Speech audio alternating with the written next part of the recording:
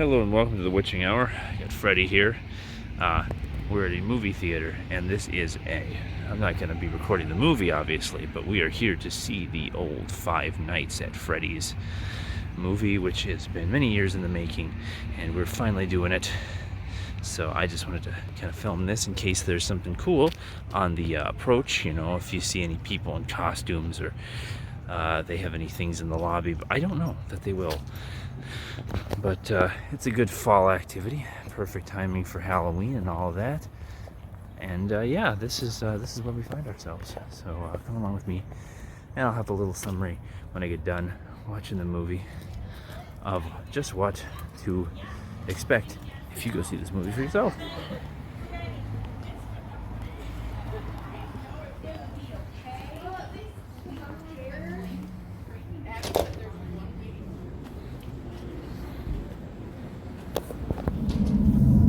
Okay, so Five Nights at Freddy's, the movie, just got done with that, and this is going to be my thoughts, honest reaction, and talking through it as I go for a while. Nothing else that exciting. The drive is just a nice background for it, so I can kind of, give you something. I'm going to mention when I am going to give out spoilers, and then you can either stop watching this because you might want to see the movie yourself.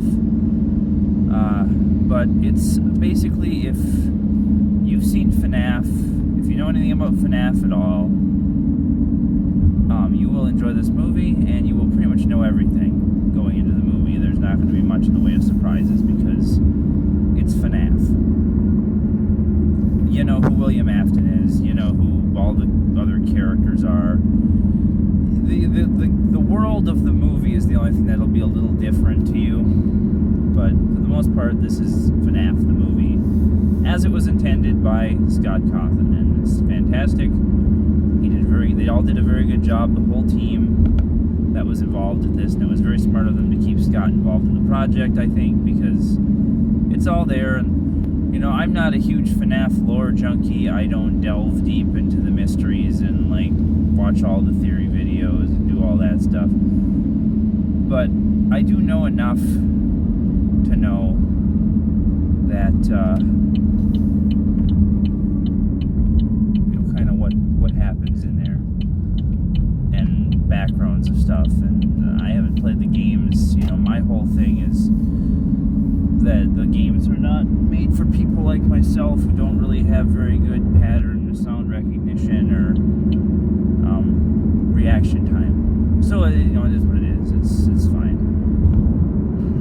I don't mind. I've watched playthroughs. I've read some stuff. I've read all the books. And especially if you've read The Silver Eyes, this story.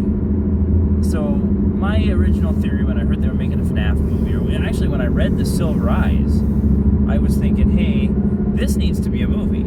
This would make the perfect FNAF movie, because it's a story that kind of takes the Freddy's location and the characters, but puts it into, you add another character to this. Like, you have Charlie and her friends who get integrated into the story in a different way. And that's what I wanted to see in a FNAF movie. And that's basically what they've done here, except instead of Charlie, we have Mike and his sister,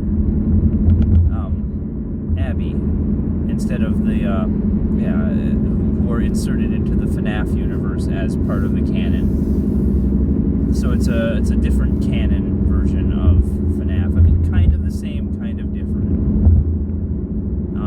And that's cool. Josh Hutcherson, the guy that plays Mike, is a good actor. I forget now off the top of my head what it is. I've seen him in other stuff. I think he's in other horror stuff, actually, that I've seen. Probably some other Blumhouse pictures. And he's good in this. He comes across a little rough around the edges. I understand that they're going for the character, but he was a little bit unlikable in some parts.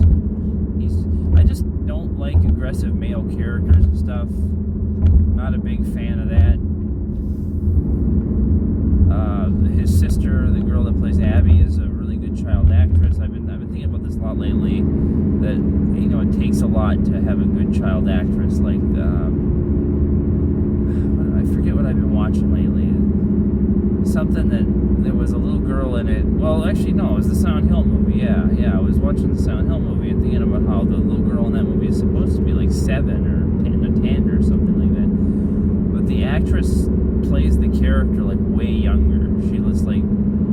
She acts like a 5-year-old, you know, and it's just like, I understand Jodelle Ferland's a great actress, and I've seen her in other stuff, and she's been really good, but I don't know, just the way they played the character in that movie, she comes across way younger than the character should be. But not here. The little girl was very believable, very precocious, very much like acting her age, and, you know, nothing else. They did a good job. Matthew Lillard is the highlight of the movie. Absolutely. Thought he would be. I was very much expecting that going in. See, all my expectations were met, because everything that I thought the movie was going to be, it was. And I pretty much knew going into it what it was all going to be. And I didn't watch that many of the trailers. I think I watched a couple of the trailers. But if you don't know anything about FNAF, you know, you're in for a good story. I will say this. It's not scary. It's not a horror movie. It's well, I mean, the themes, it's thematically a horror movie. So the themes are there, but it's not scary. It was funny because I noticed that the reviews have already been rolling in for this movie, and my review will probably have like the least amount of views of anything on the entire internet for this. But one of the article I saw says FNAF is horror by the Hallmark Channel or something like that, and I was thinking, yeah, that's pretty. Having watched it now, I kind of agree with that. Like, there's not a lot of horror in this movie. The games are a lot scarier. I mean, the games are only scary if you are afraid of jump scares, though. That's the thing. The atmosphere is decent in them, but the real horror is something jumping out at you. It had a good kind of like premise to it. It was creepy. There were some good parts, but nothing outright scary. Which, I mean, I guess also makes sense because the majority of FNAF fans are children of all ages. So, and some of the adults that grew up with it, back in the day. Because FNAF has been around for more than a decade at this point. And, so they wanted to make a movie that kids could enjoy because they knew the parents are bringing the kids to it. So you can't have anything overly scary or bloody or gory or, or extreme. It's just a movie for kind of for families. But it's also still a horror movie, and they kept some stuff in it. So I'm going to delve into the actual spoiler part of this now, I think, because I want to talk about some things.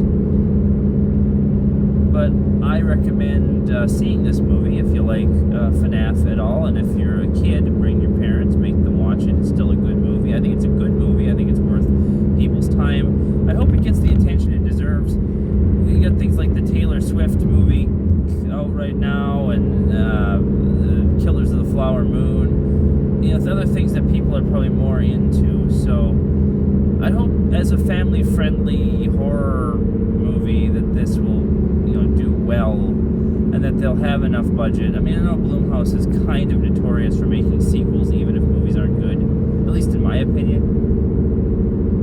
But I'm hoping that the FNAF movie will do well enough to warrant a sequel. And I think they've already planned a couple, but it's FNAF. There's lots of source material they can use. But anyway, here we go with the spoilers of the movie. So we're going to spoil the movie in 3, 2, 1.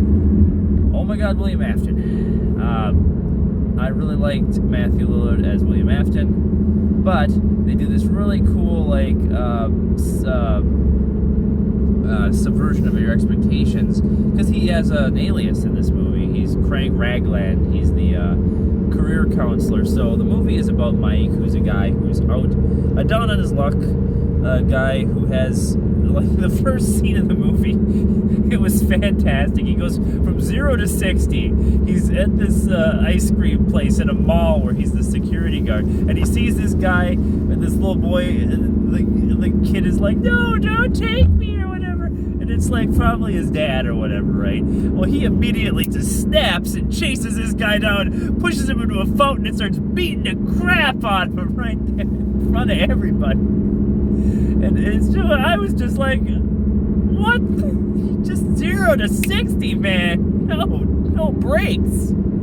Yeah, oh my God. So it's because he has this complex about his little brother having been kidnapped when he was a kid. And guess who kidnapped his little brother? Spoiler alert. I mean, I didn't actually think of it at first. I was kind of like wondering if it was just going to be like, when you first get introduced to the concept, I'm kind of like, well, it's going to just be this thing. He has a complex about saving children, right? So he's going to want to save the FNAF children. But no, they tie it all together. Like, his little brother was taken by William Afton, too. So William Afton's been busy in this movie. Like, this is pre-Fredbear's Family Diner. William Afton was kidnapping kids and straight up murdering them, too, because later he's like, I killed your brother, man, and I'm gonna, like, kill you, too, and then feed you to my dog, Scooby-Doo! Yeah, I can't get over, he doesn't sound like that at all, but I can't get over, him being Shaggy. I've never seen Scream. I would love to see Scream. Spoilers for Scream. Matthew Lillard is the first Ghostface. He's the killer, and I'd love to see that. But so Mike has this thing, and he also has a younger sister, Abby, who he lives with. And first, I think it's his daughter. In the trailers and stuff, I thought it was gonna be his daughter too. But if it was his daughter, he'd be a horrible parent. He's still a horrible guardian, but he'd be a horrible parent. I mean, he's not that bad. He kind of does take care of her, but he's not very nice. And they have this aunt who's just like Cruella de Vil. She's just like a mustache-twirling villain over here who's like, Wahaha, I will plot to steal this child from him. No reason I want this child because I hate children, but I want to ruin his life. Wahaha, because I'm evil and stuff. The whole movie, it's just like, why? Just because we needed to have somebody for the animatronics to kill and not feel bad about, basically. So she hires the girl that's the babysitter while Mike tries to do work. Somebody has to watch his sister because she's like 12 or something, or younger, and she can't take care of herself. So while Mike is at work, they have this babysitter, and it turns out her and her brother are like working for the aunt, and her being the babysitter is only so she can like case their house for evidence that he's unfit to be the girl's guardian. And it's like, this is ridiculous. These people are so transparently evil. And she has this lawyer who just is there, and then you never see him again. He's like, I shouldn't be hearing your plot. And then you just never see him again. So I kind of assume Aunt Jane killed him. She probably did. She was just evil. She was just like a bad person. But she sends the brother and the girl, the babysitter, and her brother to go. Basically, they come up with this plan to like ruin his job at Freddy's. He becomes the night guard at Freddy's. He gets hired on by his career counselor, William Ragland Afton. Convinces him to work at Freddy's or whatever. I'm kind of getting ahead of myself, but anyway, they conspire this plot to have these guys go to Freddy's and destroy it. So that, like, if somebody broke in and destroyed Freddy's, he'll lose his job because his job is to keep Freddy's safe. Well, these guys, they have these like this group of like they look like a biker gang. They just like. They have these guys, and they all go there to like wreck the Freddy's with like crowbars and stuff, and they just start breaking pinball machines and like smashing stuff. And of course the animatronics don't like this because, you know, anybody who knows anything about Five Nights at Freddy's, the animatronics are alive, they're possessed with the spirits of children that were murdered and blah blah blah. So it gives you a chance to see them, like, and there's some great moments in there. Chica and Bonnie just like so Chica's cupcake is alive for some reason, and I think it is in the games too, but it's not like I don't think it's ever like sentient. I think there's like some game where it, like maybe when in FNAF 3 when it's a ghost or something like that. But the cupcake can like move around on its own independently of Chica. And I don't really understand that because there's not really a spirit possessing the cupcake. They established that there were only, unless his brother or some other kid that William Afton killed is in there maybe. Because apparently he's been killing kids for a long time in this movie. So, I mean, I don't know. But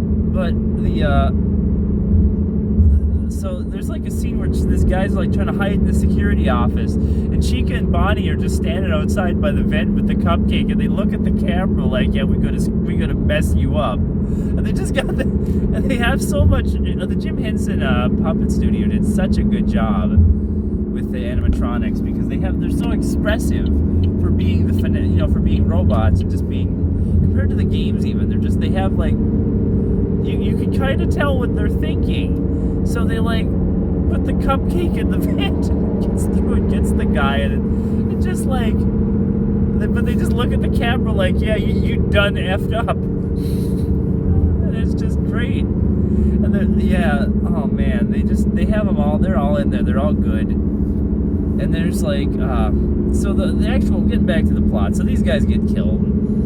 So Mike goes to work and he's the security guard. And he starts, he's got this obsession with trying to find his brother by going into this dream. He has this poster of Nebraska because I guess they went camping in Nebraska and that's where his brother was taken. So William Afton, I'm assuming this takes place in like Utah. I mean, it doesn't look like that. I don't know, or wherever Freddy's is supposed to be, but William Afton was apparently in Nebraska at some point, just kidnapping and killing kids because he does that. But he went to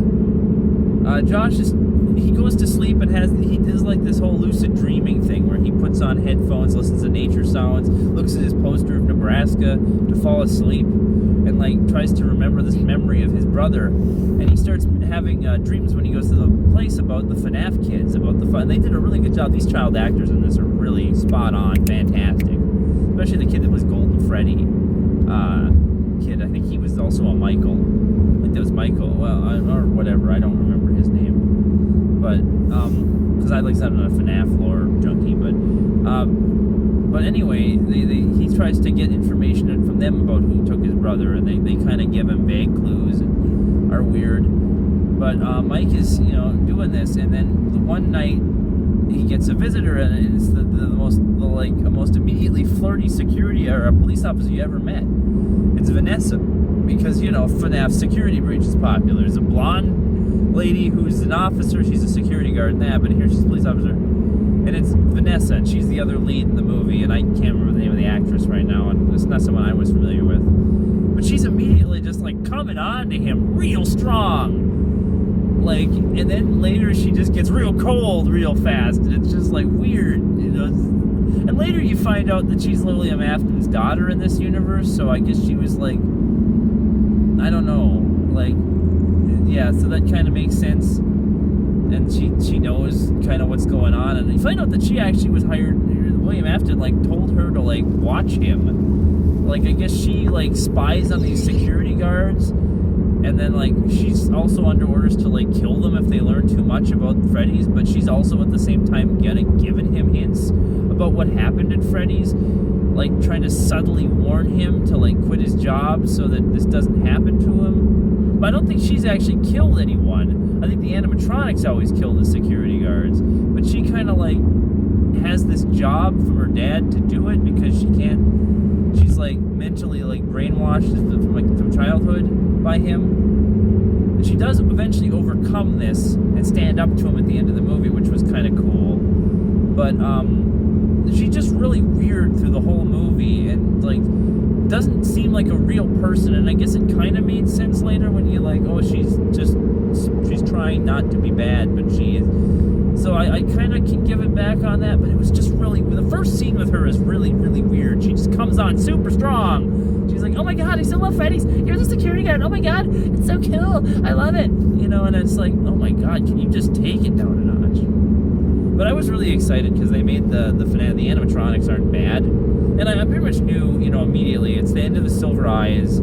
all the animatronics are going to realize William Afton's, because they put Springtrap in the same movie as the rest of them. So it's going to be that, you know, they're going to realize at the end that he's bad, and then they're going to kill him and take him away. And then they're going to do another movie or something where he comes back. And he even says the famous line, "I always come back, man, like especially for a Scooby snack." And then he, like, puts the Springtrap mask on. But yeah, that's basically what happens at the end, is they do that. But they made them the good guys throughout the movie. Like, eventually Mike has to bring his sister with him to work because the babysitter dies. Because when her brother and all their friends go in there, she also decides to just go in and like, "Hey man, where are you?" And then she gets eaten by Freddy. And I was dumb in the theater, and I kind of felt bad because it got real quiet around this time. But I was like, is this the bite of '87?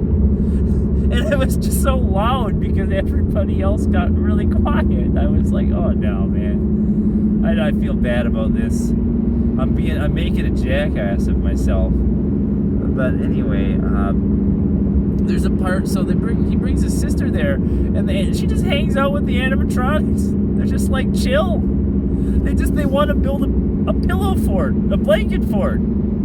So there's a whole scene montage about them building, like with Vanessa and Mike. They come and they hang out. And they're like, yeah. Vanessa's like, yeah, I knew they were alive. It was like, what? And she's like, hey, let's build this blanket fort.